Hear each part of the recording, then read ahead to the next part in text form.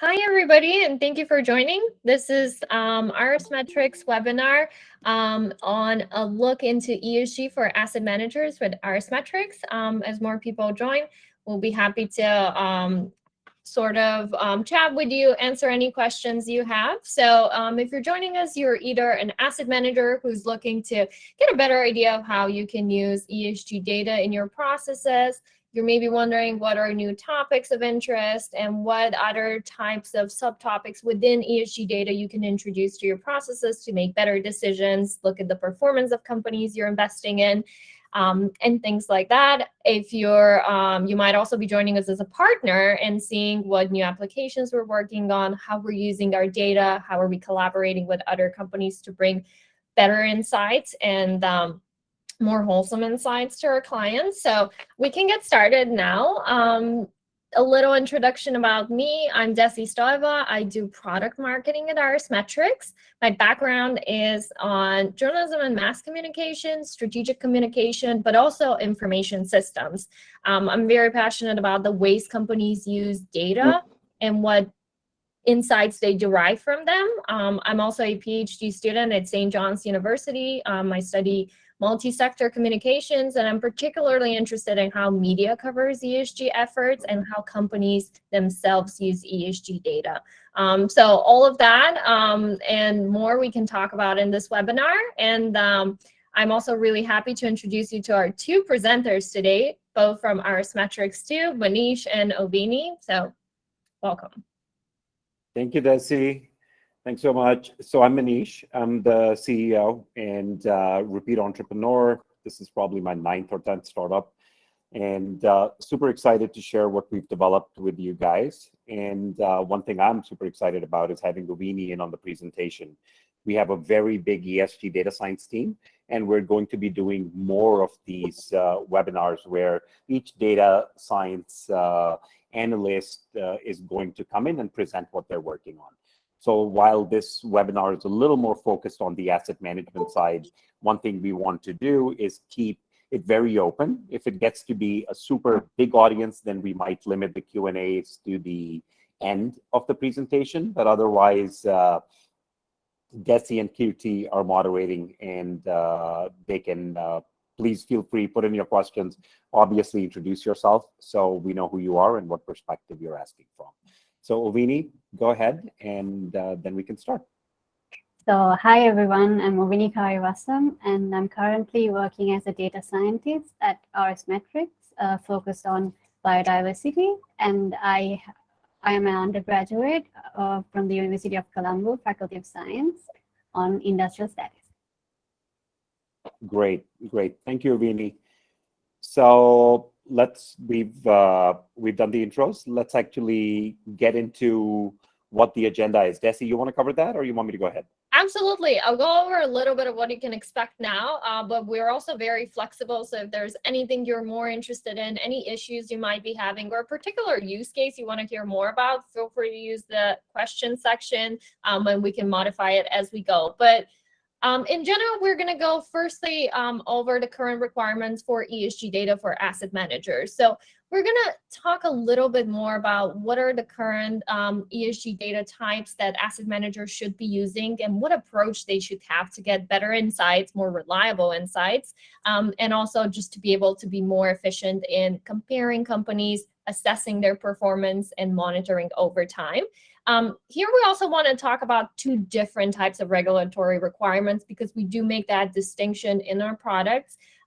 So they're only getting stricter and more data-driven, but the two ones that we'll talk about, the first ones will be the financial reporting requirements. So those are the type of requirements you might have seen from the SEC, ESMA, the European Central Bank, and other types of different organizations that are mostly for asset managers and corporates to better disclose their performance, how to be able to monitor that and what form to follow when they're doing this.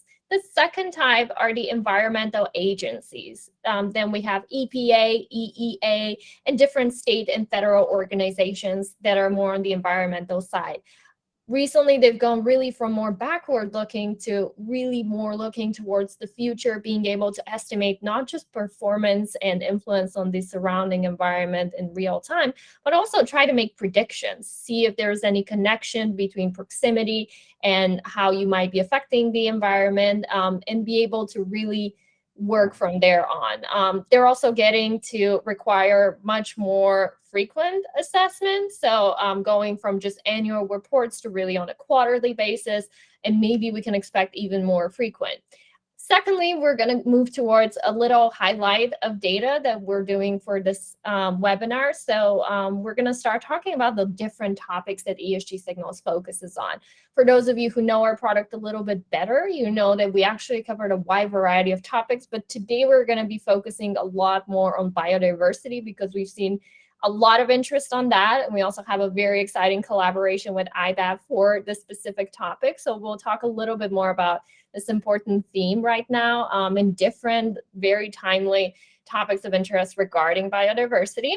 We're also going to have Maneesh talk about several use cases for asset managers. So feel free to ask any questions about this. And last but not least, the Q&A. We're going to have some time at the end specifically for Q&A, but feel free to just drop any questions you might have or add any insights you might have as we go too. Thank you, Maneesh. We can, I think, get started. Okay, great, guys. Thank you. So super exciting. We have a lot to cover, so let's dig right into it.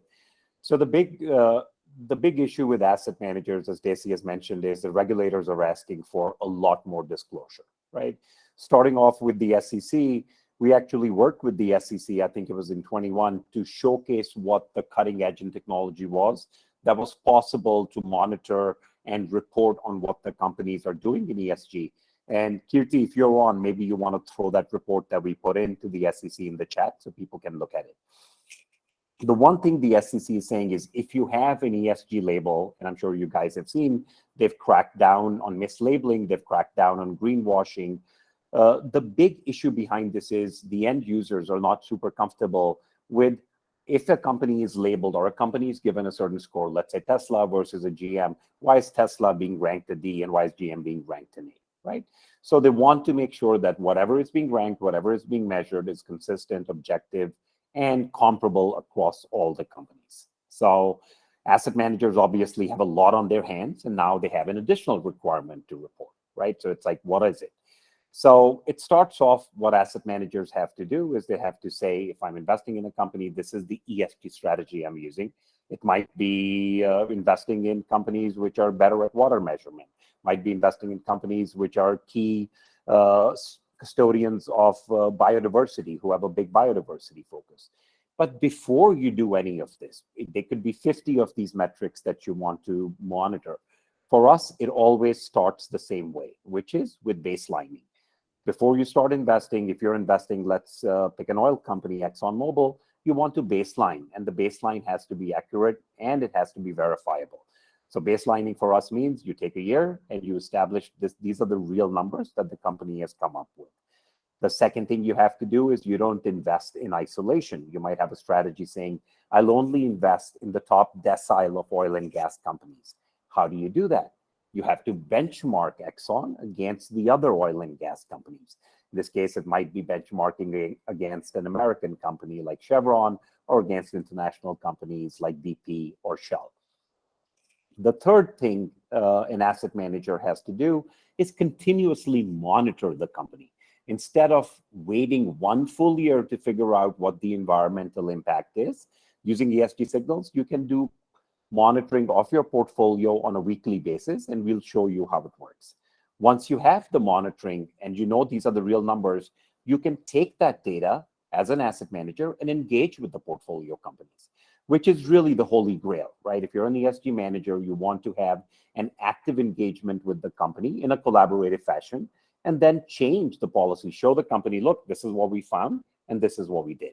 And I'm sure all of us are familiar with what happened in Exxon, with a lot of bold change because the shareholders were not happy with the way the company was proceeding on ESG disclosures. I don't need to repeat it, but Larry Fink and BlackRock did a very good job. I think it was 2020 when they started beating the drum on ESG. and saying, listen, ESG data is very important. ESG data, you also have to use the data to come up and measure your short-term, medium-term, and long-term risks, right? So in the end, the reason they're focused on ESG is not because it's an environmental issue, but because it's a market issue and it's a capital markets issue, right? A lot of the work that they've done, a lot of the reporting that has been done on the basis of TFCD, which you guys, I'm sure, are familiar with. It's run by David Craig. It's the Task Force for Climate-Related Financial Disclosure. And what's interesting here is we're actually working very closely with TCFD, as we are with some of the other organizations that Desi mentioned. ISSB is the International Sustainability Standards Board, and we work with them as well as the regulators to showcase what is possible. The big takeaway, at least from my perspective with what Larry is saying here, is that the data that you're getting has to be objective, real-time, and comparable. That's what will make it really, really valuable for asset managers. So what we're going to do is highlight biodiversity in this webinar. And I will really encourage all of you. Our marketing team's done a phenomenal job. We have webinars for the whole architecture, how ESG Signals is architected. We have webinars for other use cases. So please register for one, or you can go on our website and you can go look into any of the old webinars. But in this case, we're just focused on biodiversity. So, what is biodiversity? Super important to define that before we get into it. So TNFD is defined it as 4 different realms, right? There's land, there's ocean, fresh water, separate obviously from the ocean, and the atmosphere. But for us, what's important is none of these work if you're talking about any of these 4, unless you actually know the geolocation of the company's assets and the impact each of the assets has on the 4 realms, right? Not complicated. The same thing we do in the financial world where you have assets. Here's a Tesla factory in Shanghai, which is not working at full capacity. It's the same exact thing with nature. Consists of stocks of different environmental assets, and you have to watch each of these carefully. So how do we do it? So it's, as I mentioned, part of the collaboration we have with TNFD is we are using a process that IBAT and TNFD have standardized on. It's called the LEAP process. So it's pretty intuitive, but we can walk through it. The first thing you do is you have to locate what you're looking at. Now we're put your asset manager hat on and you're looking at each portfolio. So the first thing you have to do when you're constructing a portfolio is create a geospatial map of all the company's locations and then identify how close they are. What's the proximity of each of the company's assets or locations to each of the key biodiversity areas that we are mentioning right here. The second thing you have to do is you have to evaluate your dependencies. So you have to find the connection between a certain type of asset, which if you're in the materials industry, in the metals and mining industry, it might be an iron ore mine. And how does that iron ore mine impact water stress? Because mining, as we know, is a very water intensive industry. For each million ton of ore you produce, it uses, I think 5 to 10 million gallons. It's a very, very high number, right? When you're evaluating companies, one of the things you want to do, obviously, is focus on as wide a berth as possible when selecting the companies.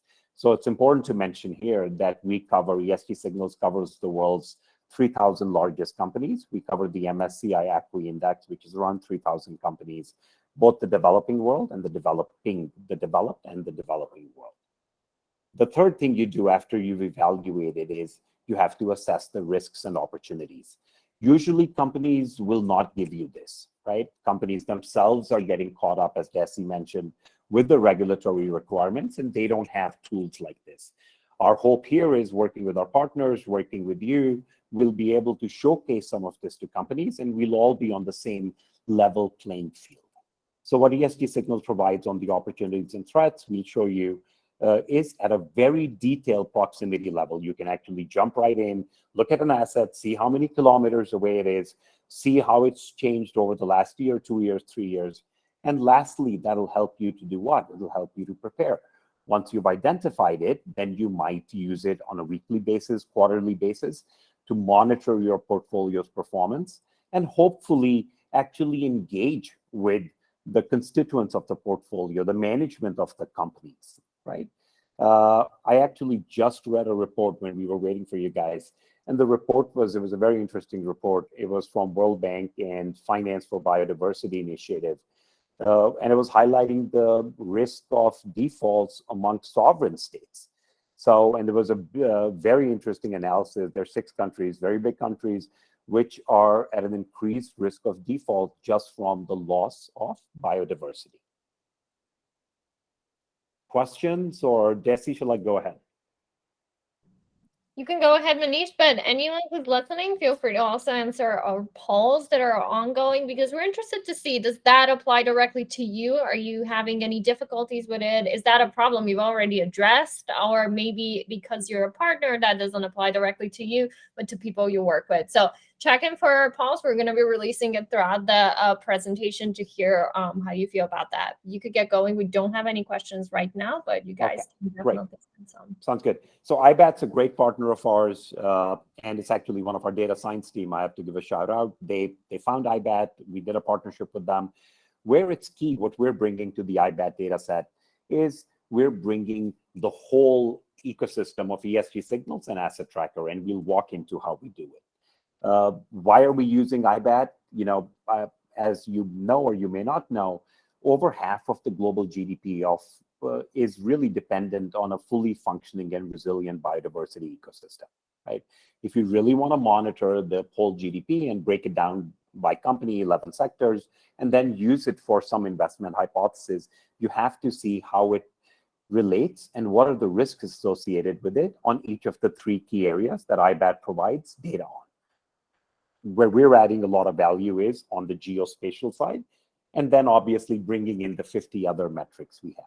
So with IBAT, what we cover, I think I'm probably going to get it wrong, we cover over 140,000 different red list species. And these species, a lot of their data is updated sometimes on a daily basis, weekly basis. We cover over 200,000 protected areas, which we'll call PAs.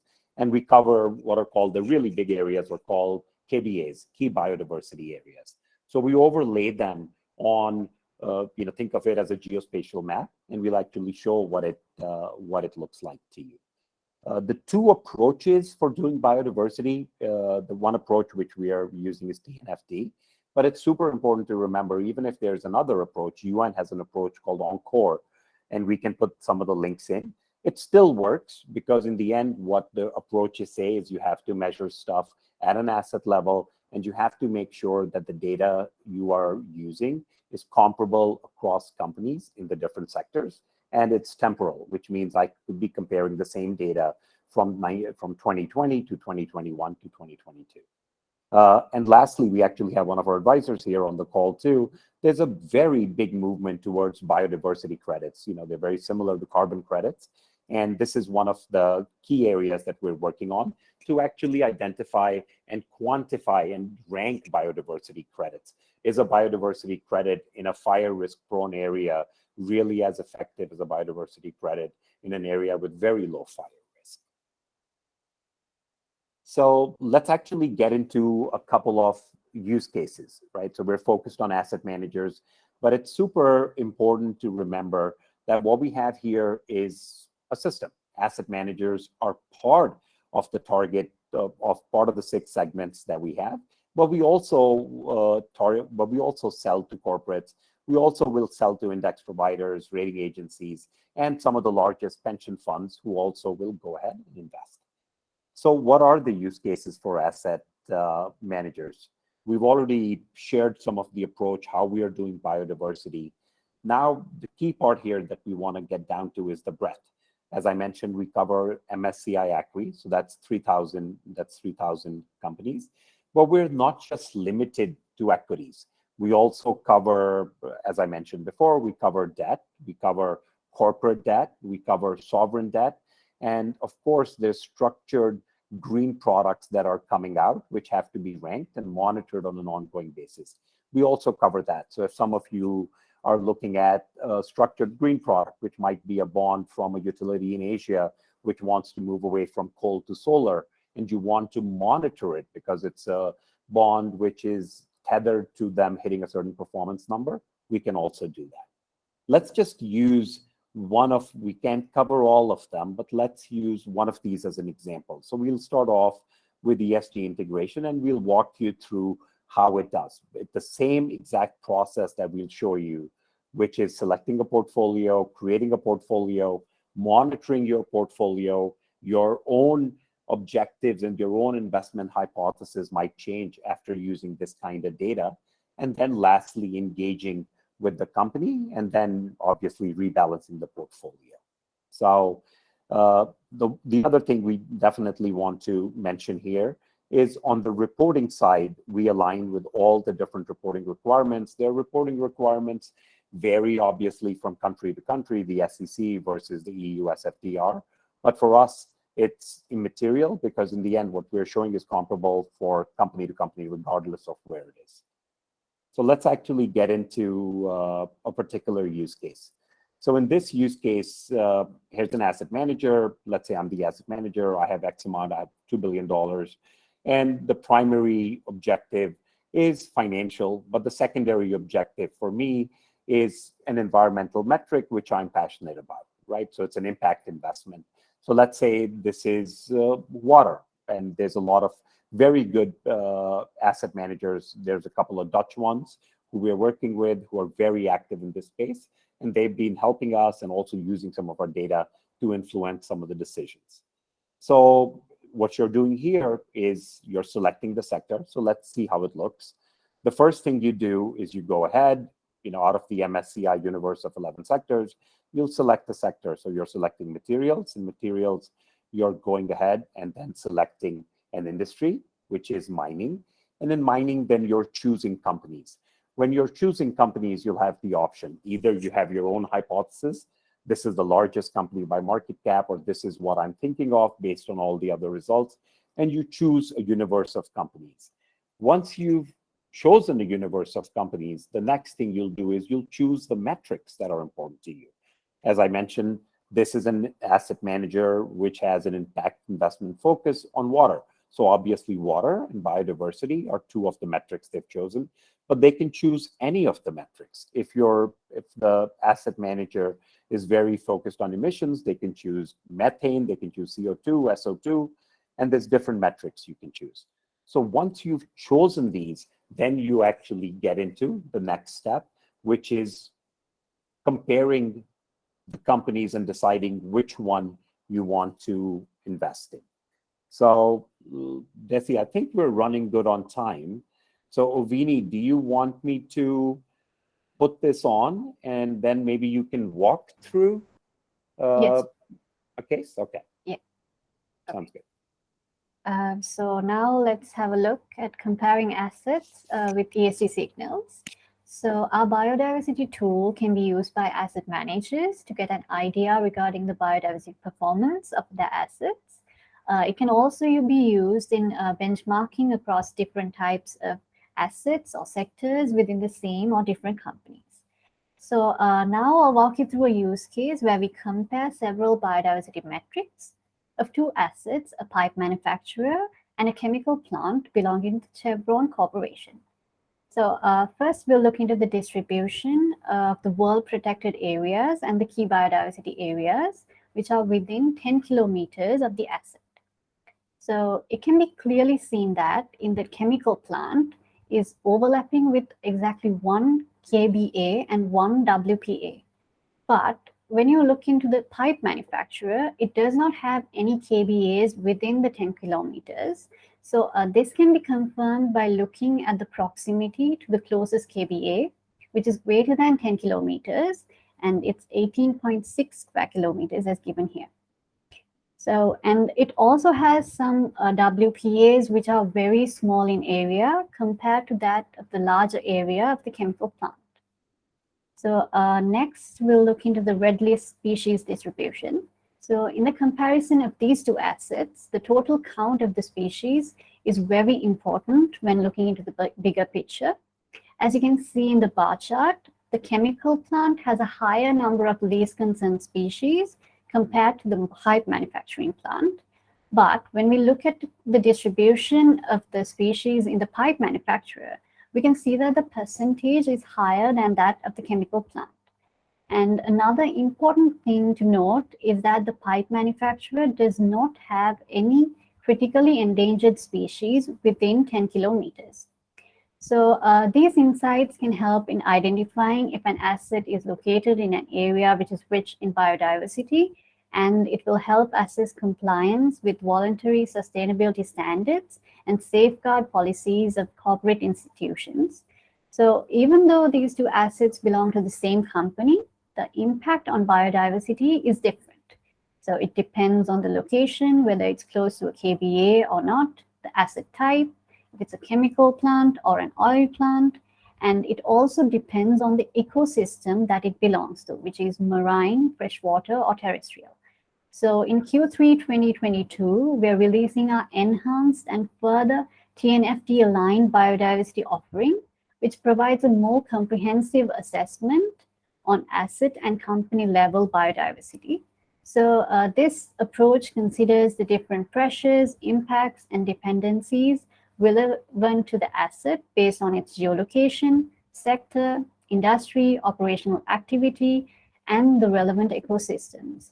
Also, an enhanced overall biodiversity impact measurement at asset, company, and further aggregated levels will become a part of this offering. So let's move on to the next slide. So here you can see a dashboard, a snapshot of the dashboard that we have created. So this is only for demonstration purposes. Ovini, do you want me to zoom in on the first section? Just let me know. Yes. Okay. Yes, on the first section, that would be great. Okay, here. Okay, so here you have the, you can select the sector, the industry, and the company. And then you have the parent company over here. And you have several biodiversity metrics, such as the water stress score, located within a WPA or located within a KBA. So this is the total overall score of a company. So when you move down to the asset level risk breakdown. And also a little note here. So we're also interested to see what sectors in your assessment are you putting most attention to, which ones are most interesting to you, and what are the ones that you get the most data of. So I'm releasing the poll now, so feel free to answer some questions, and then you're going to be able to see a little bit more about them later. Thanks. Okay, so here you have the asset level breakdown. So which means of every company, you have the assets belonging to it. And then you can see the individual water stress score. And if it has a KBA overlap area within 10 kilometers and the WPA overlap. And then when we move to the bottom section, can you zoom in on that? Okay, one sec.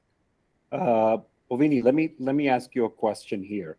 So Yes. each of these locations we're looking at is a separate asset, right? Mm-hmm. Yes. So the first one has a water stress score. It's a little more elevated, right? Mm-hmm. But some of these have phenomenal, they have really low water scores, right? I'm looking at number 3 and number 4. They have a very low water stress score, which makes me think that this is a great place to be. But then when I look at the WPA overlap, it shows that this asset, I think it's in, man, I'm getting old. I think it's in Wuperda, has a very high overlap, right? Yes. So this to us is the kind of collective intelligence you get when you're actually using an asset level analysis tool or a product like this, right? So you're not just looking at one thing, you might look at, and we have 50 other metrics which we can get into later on. Okay, let me zoom in on the last part, which is this one, right? Yes, so there we have the geolocation of each of our assets, so you can zoom in over there. So now let me share my screen and I'll walk you through the dashboard. Okay, let me end mine and then you can share yours.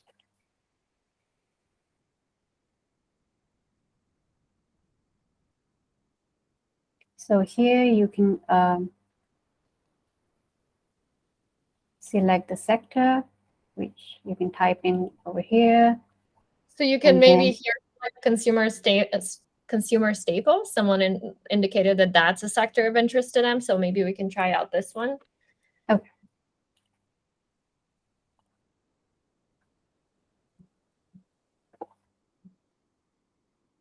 So here you have the overall score of these two companies. Over here, the water stress score, and then the located within WPA and the KVAs. And then when we move on to the asset level breakdown, so here we can see the individual water stress score relative to each of these assets. So we can see over here that the WPA overlap area, it's 213.3 square kilometers. And its water stress score is pretty good, which is 6.7. So our water stress score is between 0 and 100. So the lower, the better. And then over here, you can zoom in and look into each of these assets. Okay. So over to you, Daisy. Great. Thank you so much. And now I think we have some time for questions that we can open to the audience. And then if we have more time, we can go back and we can look at 2 more examples. But I think for now, let's talk a little bit more about what your thoughts are on it. What are you struggling most with? Maybe you've been in a similar situation where you're interested in that. And I'm going to start with a small question. Maybe Maneesh can answer that. But what kind of ways can clients get the data in? So for example, some of them might be more interested in getting it in a way that it could be integrated with existing systems that they might have. Some of them might be looking to get it from, for example, marketplaces where they already are getting the rest of their data. So what options are there? Sure. So thanks, Desi.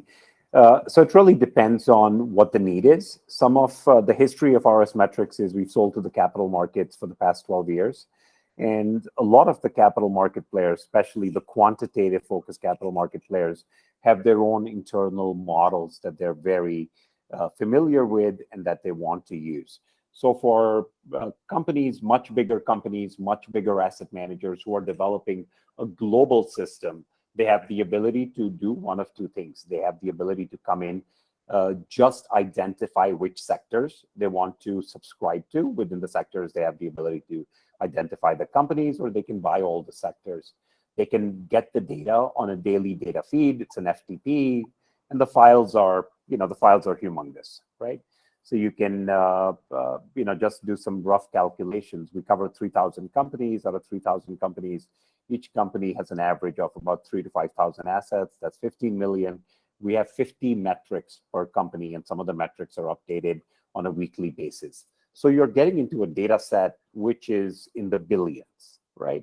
So it's not super conducive to sending it on a daily basis. So it's usually they pull it from some kind of a database. The other type of customer is somebody who wants to go to a dashboard and they want to actually put everything in. So Desi, if we have time at the end of this, I could spend 5 minutes and actually walk you through what a portfolio looks like.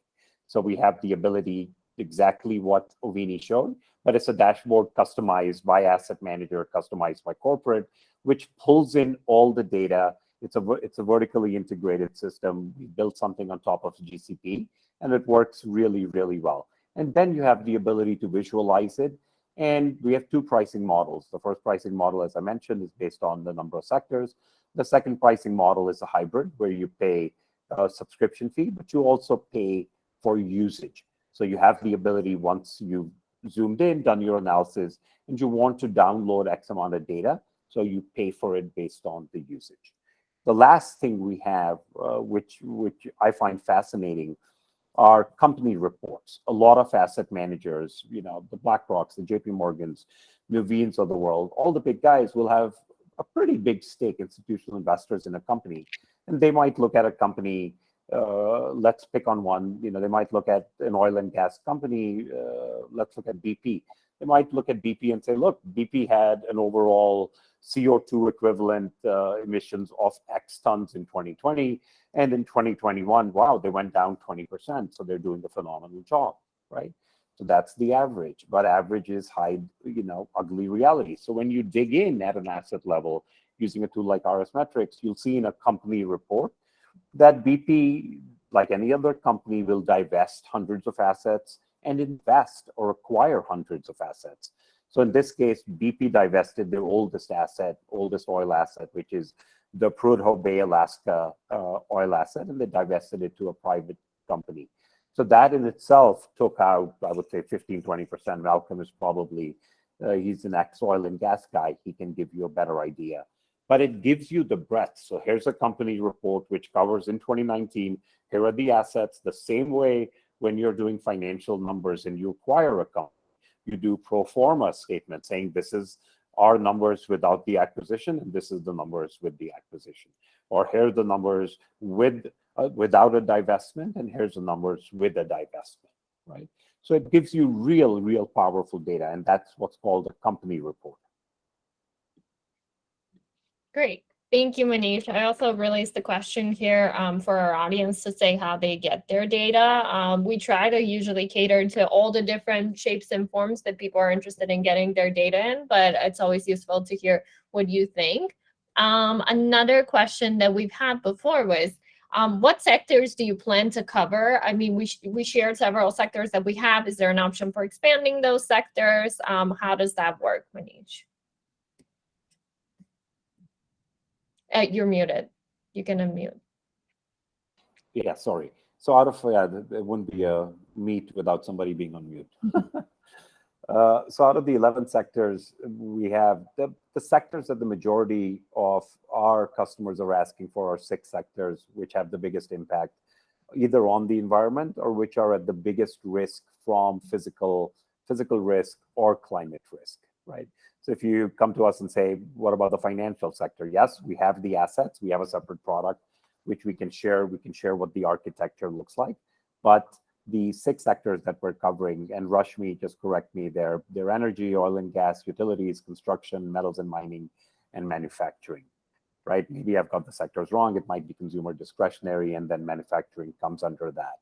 But those are the 6 key sectors we cover, which are the ones which are focused. But we do have coverage both at an asset level, so 2 different products. We have coverage on the asset level through a product called Asset Tracker, which has the global list of all the assets rolled up to a company, rolled up to a country, and it also has the type of asset. So if it's a manufacturing plant for BMW, you might see that it's in northern Germany or it's in Ukraine, which obviously, as we're finding out now, is a key part for supply chain resiliency.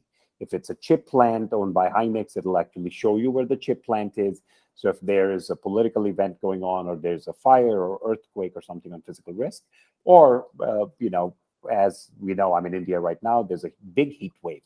And if I'm in agricultural, if I have a big agricultural holding, how does the extra strong heat wave affect my current crop? And how does that risk of current crop affect the production, which in turn obviously has an impact on not just commodity prices, but on the company price itself too.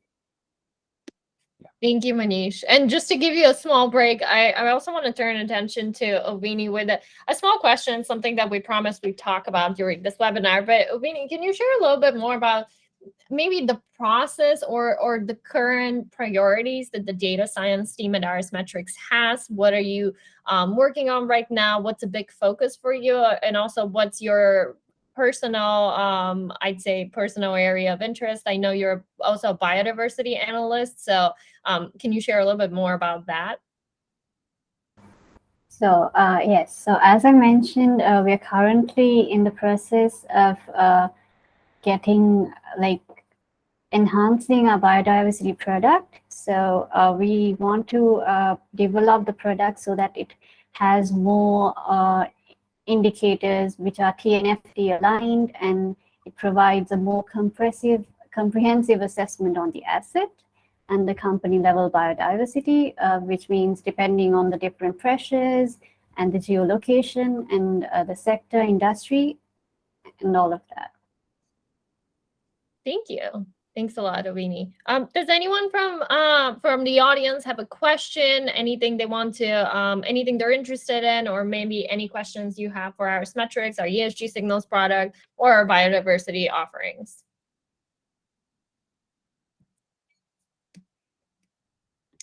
We'll continue to monitor the comment section too, but I think for now, Maneesh, maybe since we have a little bit more time left, we can look at the 2 use cases that we have. If you want to, either I can share a screen or you can share a screen and do a little bit of a bigger focus on how impact investment might look like using ESG data and what are the deliverables for that, and also for a private equity due diligence use case.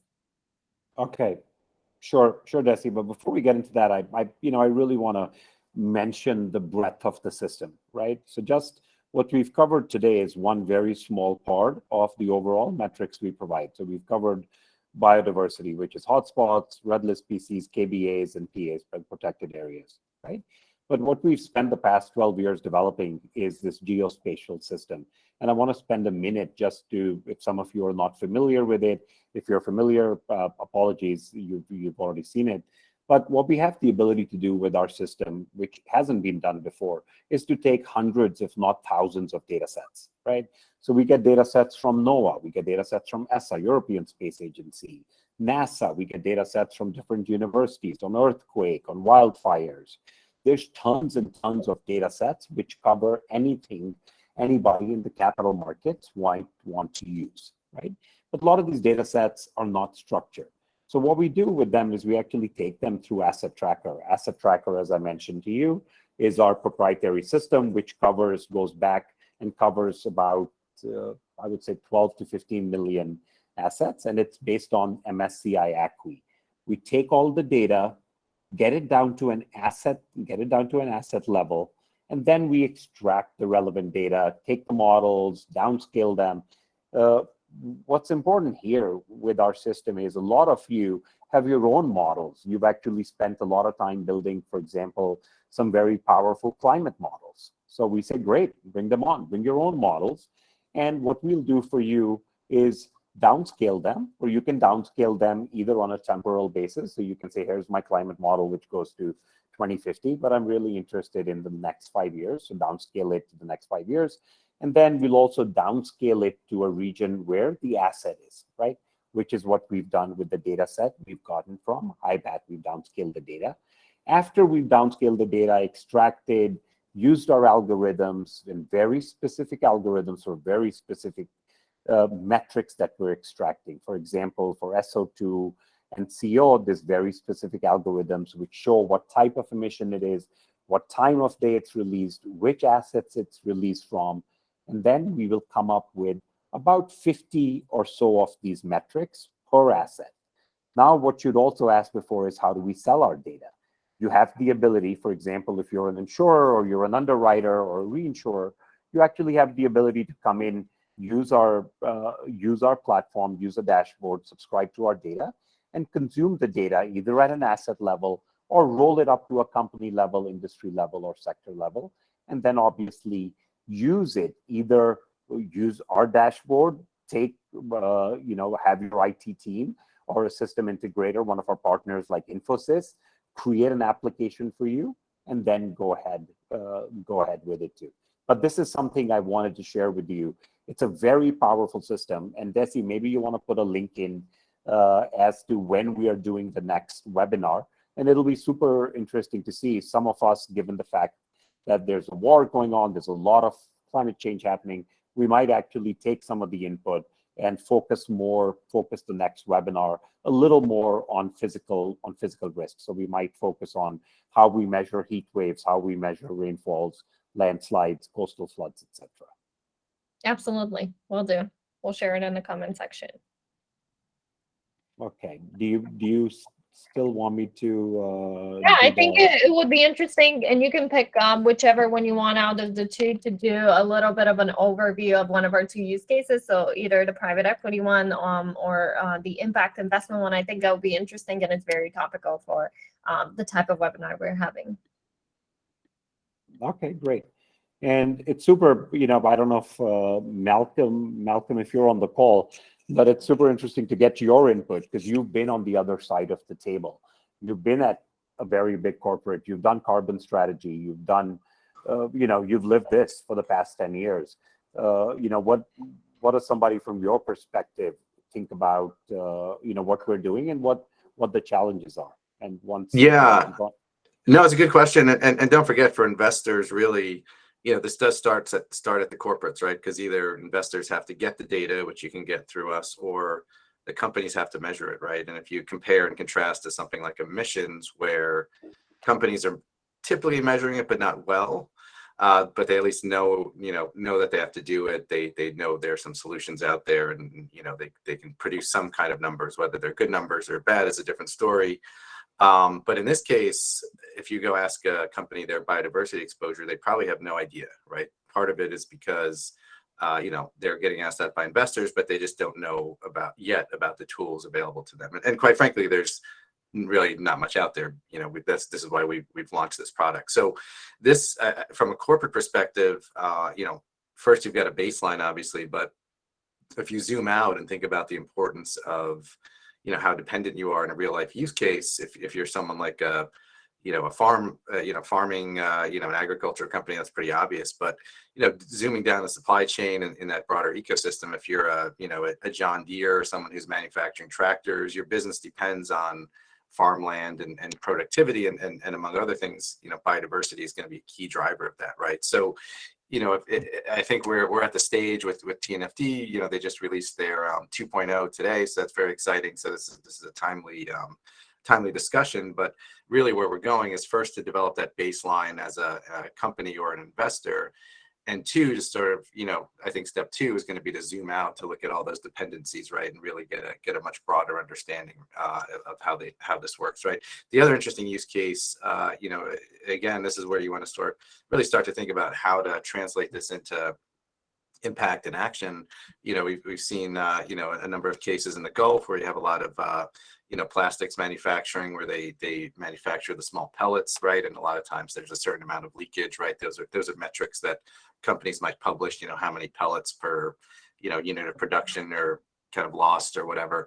And with this kind of tool, kind of biodiversity assessment that we offer, you can actually see, okay, how many species are likely to be impacted, and we can share some articles on stuff that's happening. But I think what this really allows you to do is really start to quantify, and then ultimately put in dollar terms as the market progresses, what the impact of companies on biodiversity is, and then of course what their dependencies are, and therefore what their risks are as you're assessing in this kind of TNFD framework. So I think this is super timely, because TNFD, I think they're slated to release their final sort of framework in 2023, and if TCFD is any indication, right, we might have some regulation based on that soon thereafter. So this really starts to give companies the tool to assess their impact. And I should add, the other thing you can do here, you obviously can pull from our platform, but any company can go in and upload their assets and get these same metrics, right? So if the company wants to upload either their own assets or their supplier, assets within their supply chain, that's another way to get this data. So very exciting, and it's definitely going to be very powerful for companies to just take step one, is that you need to do something like this. Sure. Yeah, Malcolm, you brought up a great point. It's not just corporates which can upload the assets, right? I mean, in the end, the data that's being produced has to be audited. So the SEC's rule, which is in discussion, I'm sure there'll be legal wranglings around that. But in the end, one of the big four will have to go in and audit it. And in the end, what Asset Tracker does, what we have the ability to do, is come in, take the assets from any of your companies, and then go get the metrics from them. It becomes a system of record, if you will. And the same exact thing works for the asset managers. If you want to come in, you want to import a portfolio, put in your ISBN. If you have a different kind of portfolio tool, you put in your portfolio, select the kind of subscription you want, and you have the ability to generate metrics, on the fly for it, right? And Desi, we should definitely share the demo we did. I think Rashmi or Malcolm walked through it, the last one, so definitely share the link to that. So I'm just going to go through it. I know we have 5 or so minutes left, and I want to be respectful of everybody's time here too.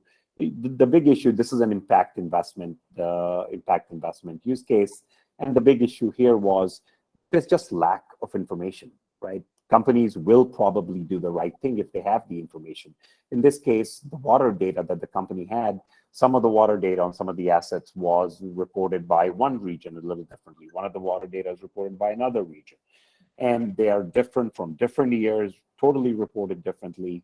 And this asset manager, who's an impact investment asset manager, just didn't have the ability to engage with the company. So what they use our system for is obviously to get really, really deep down and use it to create, and we can show you what it looks like, a global water stress screener, which takes the geolocation of the asset with the most updated basin, sub-basin level. So we have different water. We have a global hydrological GHI model we use. We have data from, I think, Aqueduct. We have data from, I think there's another company, Dansk Hydrologic. And then you also have regional data. And all that data is good, but you have to, in the end, model it to that asset level, which is where the expertise is. So you end up having not just what the asset is, how they're consuming the resource, in this case, it's the water, but how the actual numbers are aligning with that. So that's a use case for that.